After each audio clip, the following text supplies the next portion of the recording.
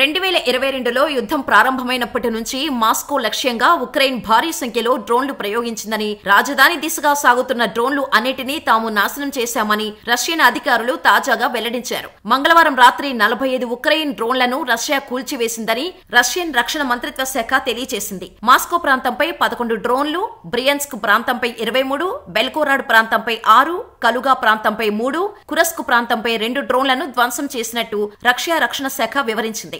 డ్రోన్లతో మాస్కోపై దాడికి అత్యంత భారీ యత్నాల్లో ఇది ఒకటి అని మాస్కో మేయర్ తన టెలిగ్రామ్ ఛానల్లో తెలిపారు. రాజధాని చుట్టూ గల పటిష్టమైన భద్రతా ఏర్పాట్ల వల్ల ఆ డ్రోన్లు తమ లక్ష్యాలను తాకేలోపే కూల్చివేయటం సాధ్యమైందని మేయర్ తెలిపారు. వైమానిక రక్షణ వ్యవస్థలు డ్రోన్లను ధ్వంసం చేస్తున్న వీడియోలను రష్యన్ సోషల్ మీడియా ఛానల్స్ కొన్ని పంచుకున్నాయి. ఉక్రెయిన్ సరిహద్దుకు ఆనుకొని ఉన్న బ్రియన్స్క్ ప్రాంతం గవర్నర్ అలెగ్జాండర్ బోగమచ్ తమ ప్రాంతంపై భారీ ఎత్తున దాడి జరిగినట్టు, కానీ 23 డ్రోన్లను ధ్వంసం చేసినట్టు తెలియజేశారు. తూర్పు ప్రాంతంలో ఉక్రెయిన్ ఒకవైపు ఇరుక్కుపోగా మరొక వైపు తమ డ్రోన్లతో రష్యాపై దాడి సాగిస్తోంది. రష్యా పోరాట పటిమను దెబ్బతీసేందుకు ఆయిల్ రిఫైనరీలను, వైమానిక దళక్షేత్రాలను ఉక్రెయిన్ లక్ష్యంగా చేసుకుంది. రాజధాని మాస్కోపై ఉక్రెయిన్ పలుమార్లు డ్రోన్లు ప్రయోగించింది. రష్యాలో పశ్చిమ కురుస్క్ ప్రాంతం దిశగా ఉక్రెయిన్ దళాలు సాగుతూనే ఉన్న సమయంలో డ్రోన్ దాడులు జరిగాయి. కాగా రష్యాలోకి సాహసోపేతంగా చొరబడటం ఉక్రెయిన్ నైతిక స్థైర్యాన్ని పెంచింది. ఉక్రెయిన్ ఆశ్చర్యకర రీతిలో విజయాలు సాధిస్తుండటం ఆ పోరు తీరును మార్చివేసింది. అయితే కురస్క్ తో తాను స్వాధీనం చేసుకున్న ప్రాంతంపై